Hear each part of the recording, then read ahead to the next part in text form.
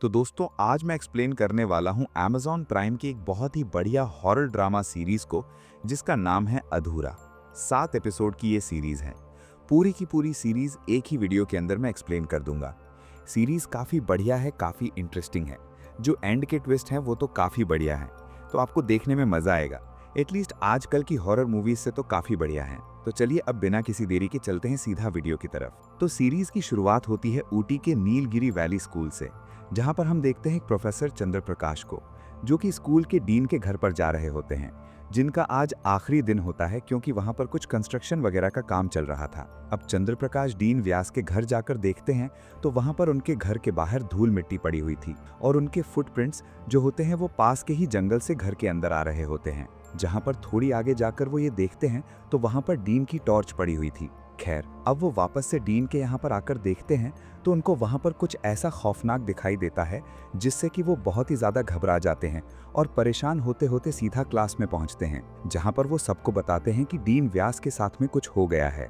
खैर, अब कहानी 3 महीने आगे जाती है, जहाँ पर हम देखते हैं वेदांत मलिक नाम के एक स्टूडेंट को, जिसका हाल ही में इसी स्कूल के अंदर एडमिशन हुआ है और वो यहीं के हॉस्टल में रहता है। अब उसे कुछ बच्चे पकड़कर कहीं पर ले जाते हैं और उसे बहुत बुली करके लॉकर में बंद करके वहां से भाग जाते हैं और जाते हुए वो उसको ये भी कहते हैं कि स्कूल के अंदर डीन व्यास का भूत घूम रहा है, यानी कि डीन व्यास मारे जा चुके हैं, तो वेदांत उनसे बचकर रहे और उनकी आंखों में न देखे। और अब आपको समझ में आया होगा कि स्टार्टिंग में टीचर चंद्र प्रकाश ने क्या देखा था, तो उन्होंने यहाँ पर डीन व्यास की लाश देखी थी। खैर, अब वेदांत लॉकर के अंदर बंद होने की वजह से बहुत रोने लगता है और परेशान हो जाता है, लेकिन तभी वहां पर एक घोस्ट को हम देख पाते हैं जो कि उसको फ्री करके वहां से चला जाता है। और गौर करने वाली बात ये होती है कि वो घोस्ट जो भी है वो वेदांत को कुछ भी नहीं करता। अब अगले सीन में स्कूल के अंदर हम वेदांत के माता पिता को देख पाते हैं, जिन्हें यहाँ पर नए डीन केसी स्वामी ने मीटिंग के लिए बुलाया हुआ था, जो कि कहते हैं कि वेदांत यहाँ पर एडजस्ट नहीं कर पा रहा,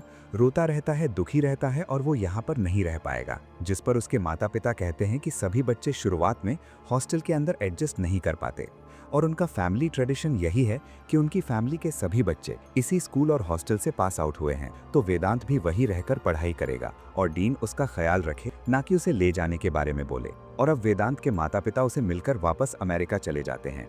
तभी हम वेदांत को देखते हैं जो कि अपनी क्लास में जा रहा होता है, लेकिन तभी उसे कोई अदृश्य शक्ति आर्काइव रूम के अंदर खींच लेती है और यहाँ पर कोई डरावनी आवाज उसका नाम पुकारने लगती है। तभी उसे इसी स्कूल का एक एल्बम मिलता है जिसके अंदर 2007 बैच के सभी बच्चों की एक ग्रुप फोटो होती है, जिसके अंदर एक बच्चे के चेहरे को मार्कर से छुपाया गया था, जो कि बहुत ही वियर्ड था। तभी वहां पर एक टीचर आकर वेदांत को वापस ले जाती है, जिसके बाद में हम अधिराज जयसिंह को देख पाते हैं, जो कि 2007 के बैच का ही पास आउट था और पिछले 15 सालों से फॉरेन के अंदर ही रह रहा था, जहां पर फिलहाल वो एक प्रोफेसर हैं। अब आधिराज को यहाँ पर कुछ मेंटल इश्यूज हैं, जिसके अंदर उसको एंजाइटी प्रॉब्लम्स हैं और कई बार उसे हेलुसिनेशंस होते रहते हैं, जिसके लिए वो मेडिकेशंस भी ले रहा है। अब हम उसका थोड़ा सा फ्लैशबैक देखते हैं और सीरीज के अंदर अधिराज और बाकी पास आउट्स के फ्लैशबैक्स के जरिए ही हमें आगे की कहानी पता चलने वाली है। तो फ्लैशबैक के जरिए हम स्कूल का आखिरी दिन देख पाते हैं, जहाँ पर अधिराज को दिखाया जाता है, जो कि स्कूल का कैप्टन है और एक्सीलेंट स्टूडेंट है,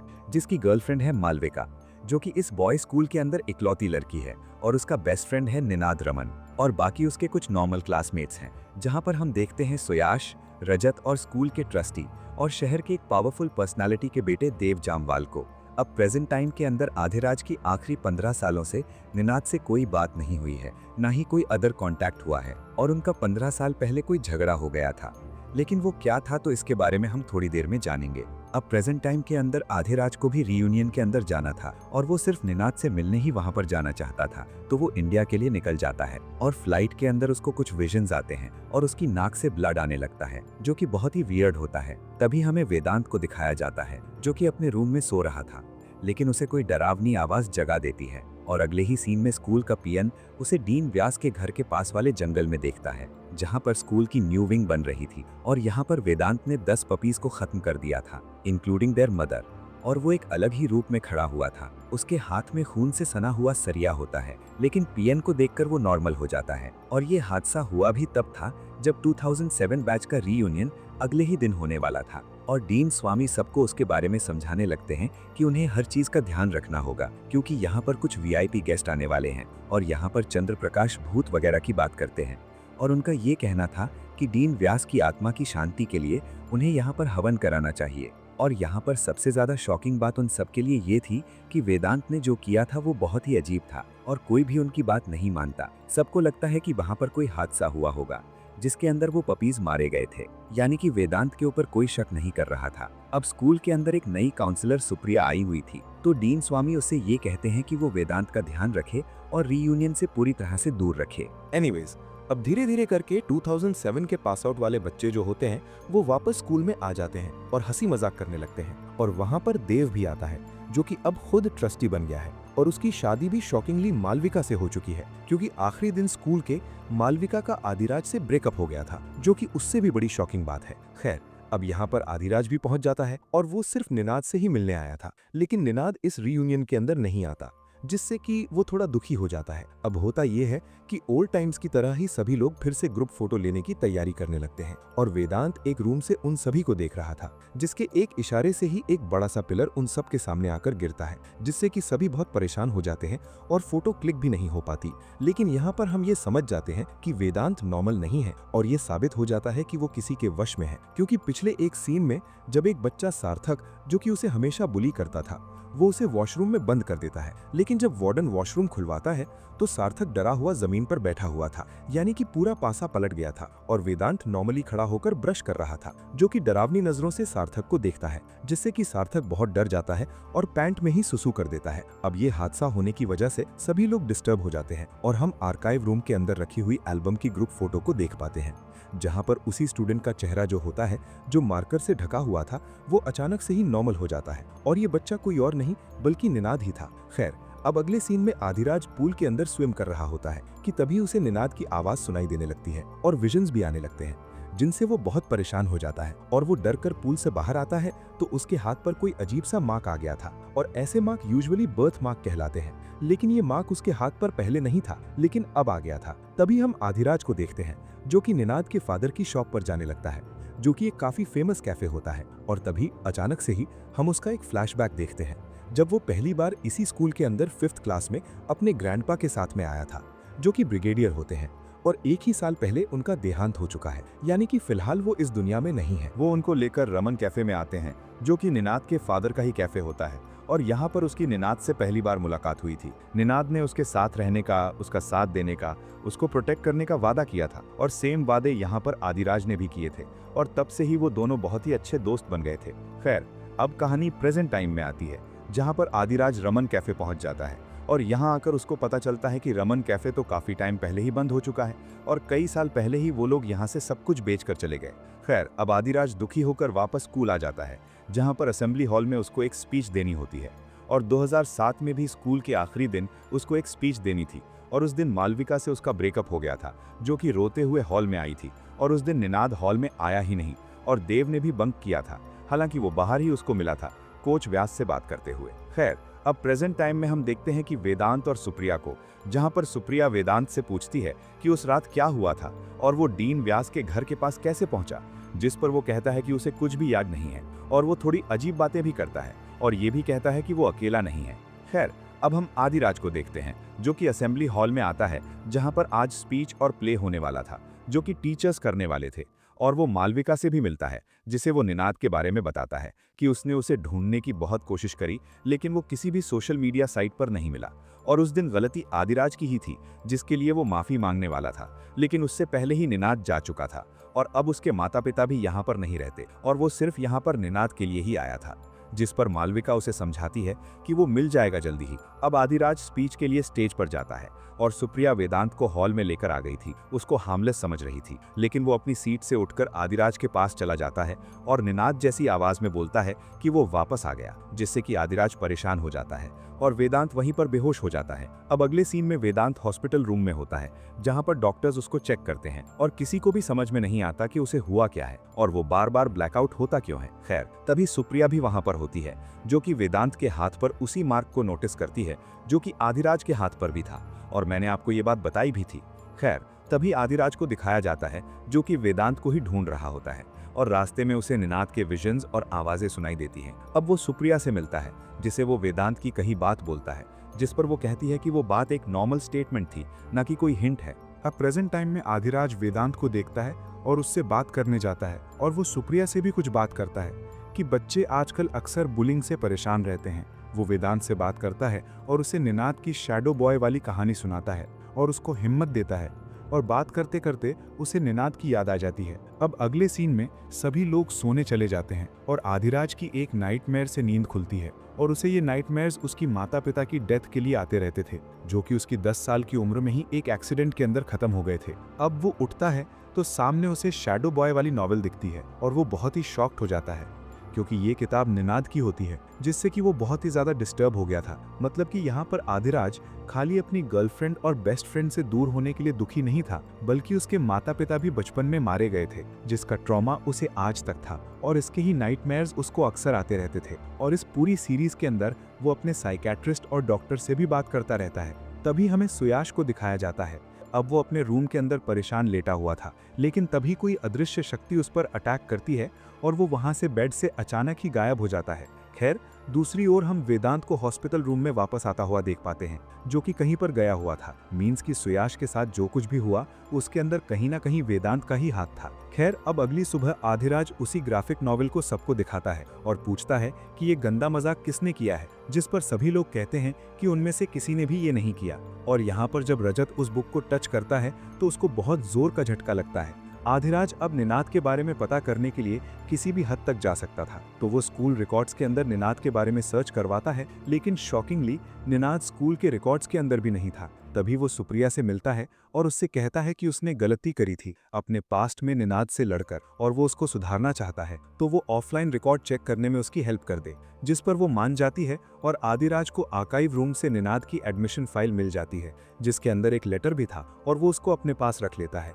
अब अगले कुछ पलों के अंदर हम मालविका को देख पाते हैं, जिसको कोई अदृश्य शक्ति हिट करके मारने लगती है और उसके दुपट्टे से ही उसका गला दबाने लगती है, लेकिन समहाउ वो खुद को बचा लेती है और उसको ये अपना एक वहम लगता है। खैर, तभी वो आदिराज से जा टकराती है, जो कि उसको कहता है कि शायद से उसके साथ में किसी ने प्रैंक किया होगा। तभी वो मालविका को बोलता है कि स्कूल के आखिरी दिन निनाद अपने ग्रैंडफादर के पास में गया था, जो कि बहुत ही बीमार थे, और ऐसा उस लेटर में उसने लिखा है और राइटिंग निनाद की ही है। और वो एक बस में चढ़ा था और उसको भेजने की जिम्मेदारी कोच व्यास ने ली थी, लेकिन निनाद गया तो उसने किसी को बताया क्यों नहीं। तो मालविका बोलती है कि उस दिन दोनों का झगड़ा हुआ था, इसलिए शायद उसने कुछ नहीं बोला होगा। और वो बातों ही बातों में ये भी कहती है कि आदिराज के लिए हमेशा निनाद ही मैटर किया करता था और यही रीजन है कि उन दोनों का रिश्ता खराब हो गया। इनफैक्ट उसका तो ये तक कहना था कि निनाद और उसके बीच में मालविका थर्ड पर्सन थी, ना कि निनाद। और ये सब सुनकर आदिराज बहुत ही ज्यादा दुखी हो जाता है।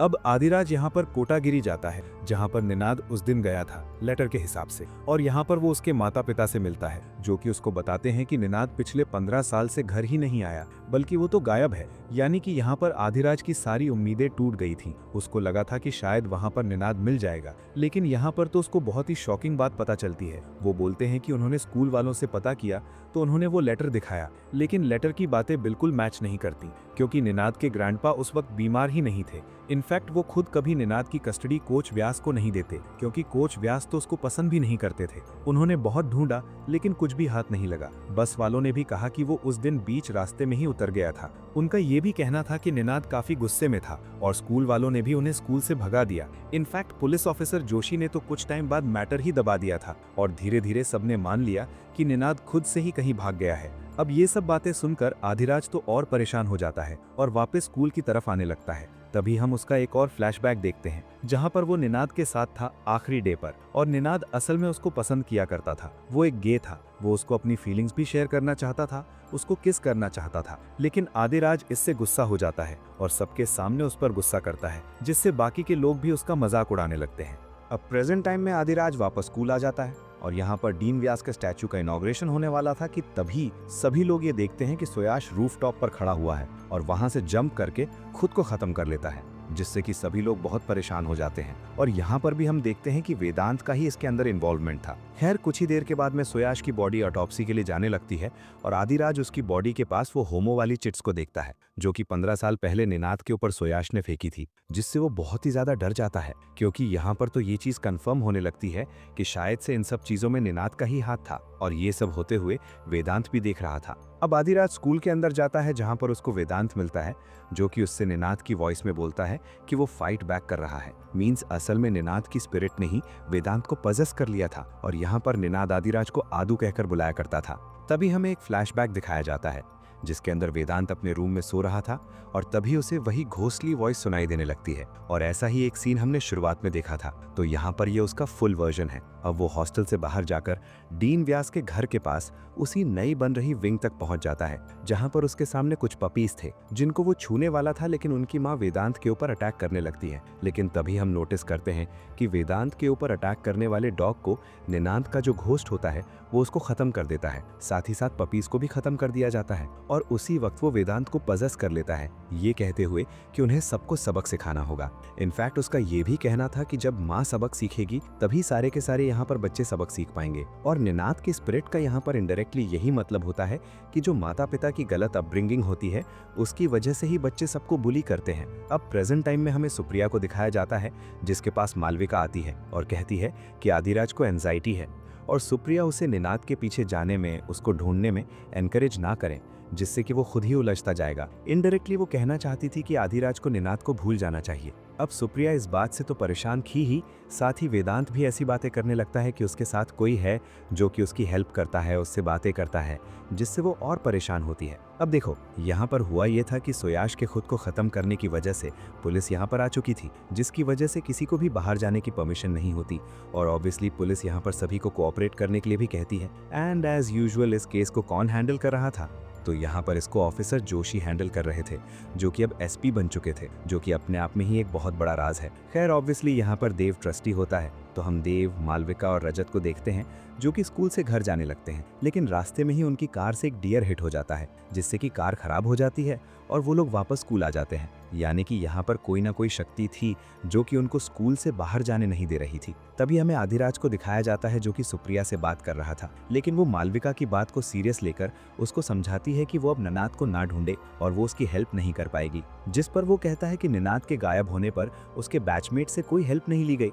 कोच व्यास ने झूठ बोल दिया कि उसके माता पिता का कॉल आया था कि उसे घर भेज दिया जाए, लेकिन उन्होंने कोई कॉल कभी किया ही नहीं था और सडनली कोच व्यास सीधा डीन बन गए और ये सब काफी अजीब और सस्पिशियस था उसके लिए। इनफैक्ट वो निनाद के लिए यहाँ पर जस्टिस चाहता था, वो देखना चाहता था कि आखिर उसके साथ में हुआ क्या था। खैर तभी हम प्रोजेक्शन रूम के अंदर सभी बच्चों को देखते हैं और यहाँ पर वेदांत भी था, जो कि वहां से चला जाता है और अचानक से ही वहां आग लग जाती है। यहाँ पर सभी को मूवी दिखाई जा रही थी ताकि बच्चे शांत हो जाएं, लेकिन अचानक से ही वहां आग लग जाती है। अब उसी वक्त हम रजत को देखते हैं जो कि अपने रूम में था और अब उसका हाथ बहुत ही ज्यादा खतरनाक हो जाता है, उसके अंदर कुछ चलने लगता है और अचानक से ही वो खुद को ही चोक करने लगता है। और जैसा जैसा यहाँ पर रजत के साथ में हो रहा था वैसा वैसा हम देखते हैं कि वेदांत के साथ भी हो रहा था, यानी कि उसकी बॉडी में हलचल हो रही थी। लेकिन जैसे ही वेदांत शांत होता है यहाँ पर रजत का हाथ भी शांत हो जाता है। वो स्टाफ रूम में चंद्रप्रकाश को बात करते हुए सुनती है कि जब से न्यू विंग का काम शुरू हुआ है तब से ही ये सब हो रहा है और डीन व्यास भी तभी मारे गए थे। अब सुप्रिया उनसे पूछती हैं कि कोच व्यास अचानक से डीन कैसे बन गए थे,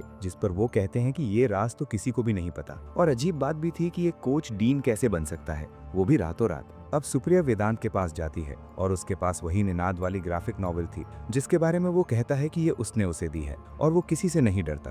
अब सुप्रिया उस किताब को आदिराज को देने जाती है और उससे कहती है कि वो वेदांत से दूर रहे, क्योंकि वो समझ रही थी कि ये किताब आदिराज ने उसको दी है। और यहाँ पर वो उसके हाथ पर बना हुआ मार्क भी नोटिस कर लेती है और सेम मार्क वेदांत के हाथ पर भी था। अब सभी लोग जाने की तैयारी करने लगते हैं, लेकिन यहाँ पर सुयाश मारा गया था, तो केस यहाँ पर स्पेशल इन्वेस्टिगेशन टीम को दे दिया जाता है जो कि दिल्ली से आ रही थी और यहाँ पर ऑफिसर बेदी आकर उन सबको यहीं पर रुकने का बोलते हैं। खैर अब आदिराज को दिखाया जाता है, वो निनाद की एडमिशन फाइल्स को चेक कर रहा था और अब चंद्रप्रकाश उस पर नजर रखने लगते हैं। तभी हम वेदांत को देखते हैं जो कि सार्थक को हिट करता है और अब सुप्रिया वेदांत को अपने घर पर ले जाती है, जहां पर उसे अपने बच्चे के विजन्स आते हैं जो कि पानी में डूबा हुआ था और इससे वो बहुत परेशान हो जाती है, लेकिन रियल में वहां पर कुछ नहीं था। तभी वहां पर आदिराज आता है जो कि सुप्रिया से कहता है कि जो चिट्स उसने देखी थी वो सच में सुयाश की बॉडी के पास थी, क्योंकि वही चिट्स पुलिस ने एज एन एविडेंस रखी हुई है। मीन्स वो गलत नहीं सोच रहा था, ना ही वो पागल है। लेकिन सुप्रिया अभी उसे वहां से वापस स्कूल भेज देती है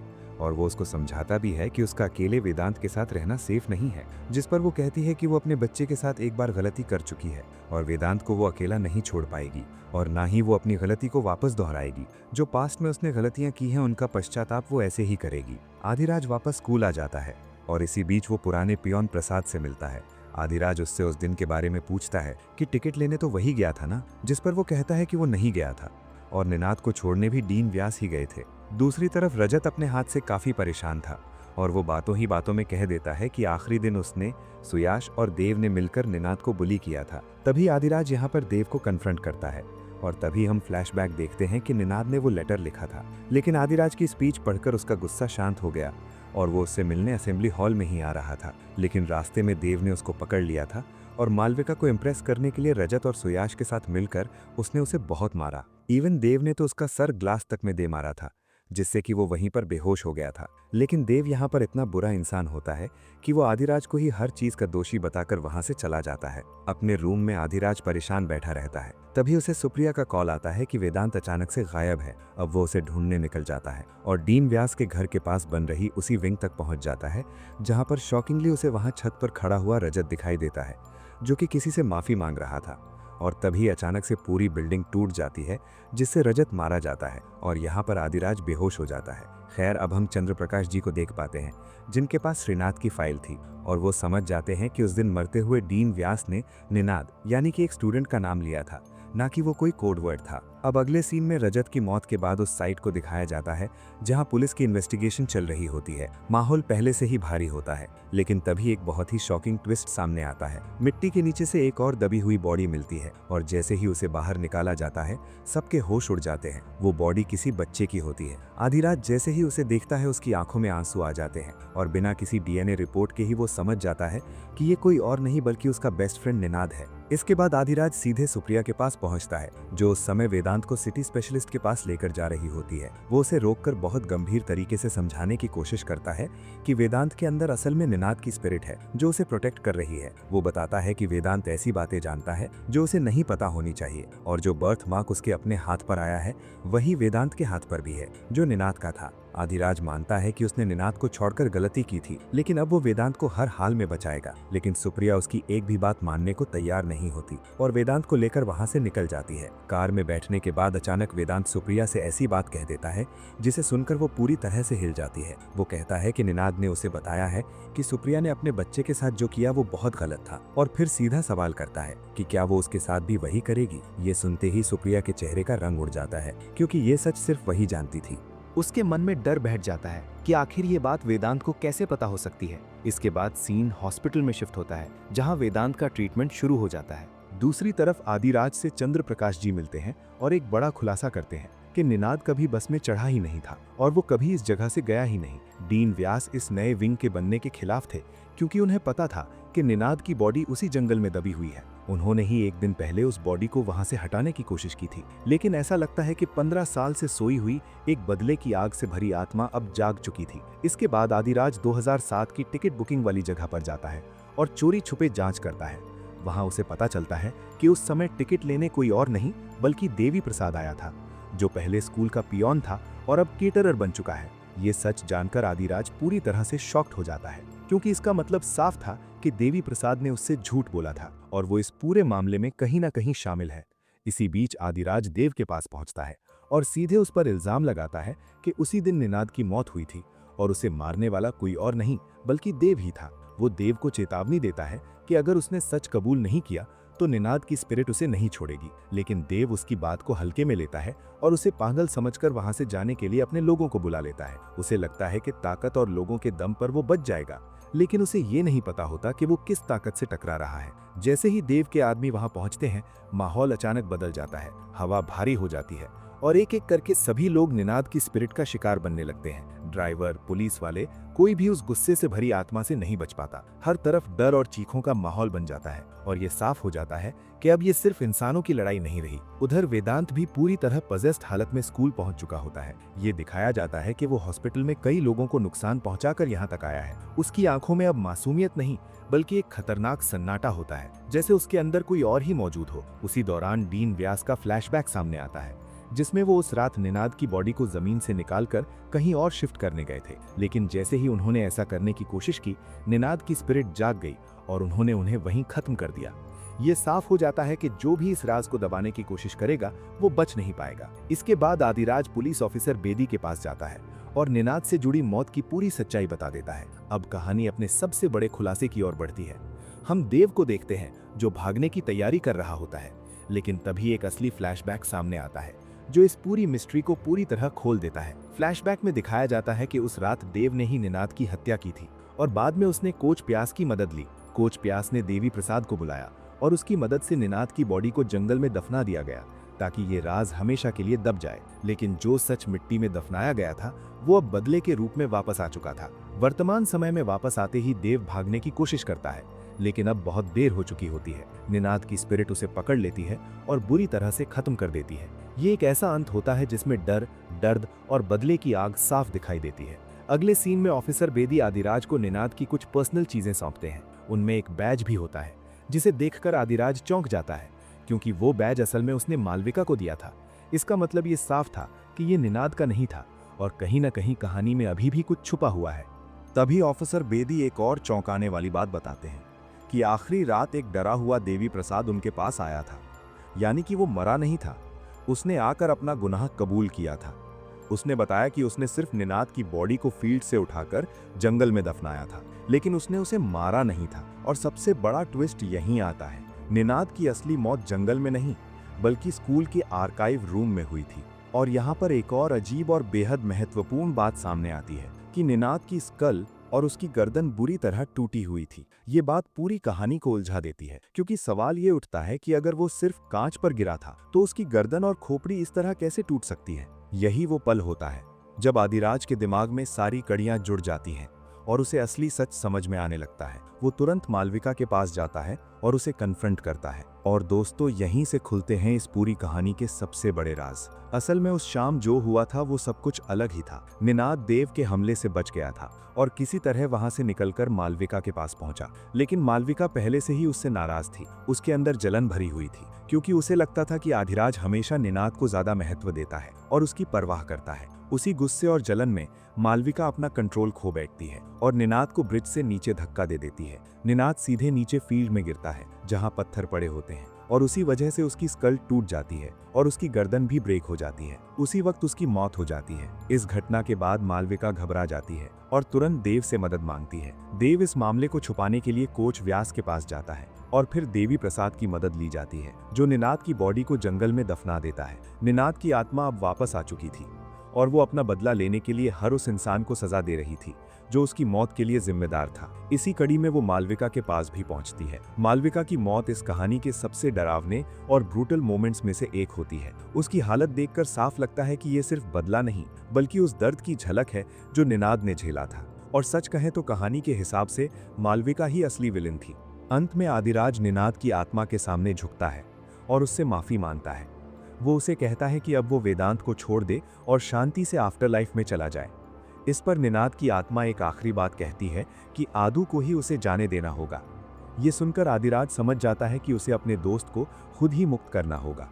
भारी दिल के साथ वो आखिरकार निनाद को आज़ाद कर देता है और अपने सबसे करीबी दोस्त को अलविदा कह देता है, जिसके बाद आखिरकार निनाद की आत्मा को शांति मिल जाती है और वो आफ्टर लाइफ में चला जाता है। उसी के साथ वेदांत भी पूरी तरह ठीक हो जाता है और अपने माता पिता के साथ वापस चला जाता है। इसके बाद सीरीज के एंड सीन में आदिराज सुप्रिया से मिलकर अपनी फ्लाइट पकड़ने के लिए निकल जाता है। दूसरी तरफ सुप्रिया, जो अब पूरी तरह से यकीन करने लगी थी कि स्पिरिट सच में होती हैं, वो एक मीडियम के पास जाती है। अब सुप्रिया का मकसद साफ था, वो अपने बेटे से एक बार बात करना चाहती थी। मीडियम के साथ वो एक स्पिरिट सेशन शुरू करती है, लेकिन यहाँ पर कहानी एक बार फिर खतरनाक मोड़ लेती है। जिस आत्मा को बुलाया जाता है वो सुप्रिया के बेटे की नहीं होती, बल्कि कोई और ही स्पिरिट वहां आ जाती है। इससे पहले कि सुप्रिया कुछ समझ पाती, वो आत्मा उसे अपने कब्जे में ले लेती है और उसे पजेस कर लेती है। उधर फ्लाइट में बैठे आदिराज के पास अचानक सुप्रिया का कॉल आता है। उसकी आवाज में डर साफ सुनाई देता है। वो चिल्ला रही होती है, आदिराज मुझे बचाओ। और तभी अचानक सब कुछ कट जाता है। इसी सस्पेंसफुल और डरावने मोड़ पर यह सीरीज खत्म हो जाती है। तो दोस्तों, यही थी इस सीरीज की पूरी कहानी। कुल मिलाकर मेरे हिसाब से ये सीरीज वन टाइम वॉचेबल जरूर है, खासकर उन लोगों के लिए जो इमोशन और हॉरर का मिक्स पसंद करते हैं। और सच कहूं तो आजकल जो हॉरर कंटेंट आ रहा है उसके मुकाबले ये सीरीज थोड़ी बेहतर लगती है। बाकी आप जरूर बताना कि आपको ये सीरीज कैसी लगी। अगर ऐसे ही इंटरेस्टिंग और डिटेल्ड एक्सप्लेन वीडियो चाहिए तो चैनल को सब्सक्राइब करना मत भूलना और वीडियो को लाइक जरूर करना। मिलते हैं अगली वीडियो में।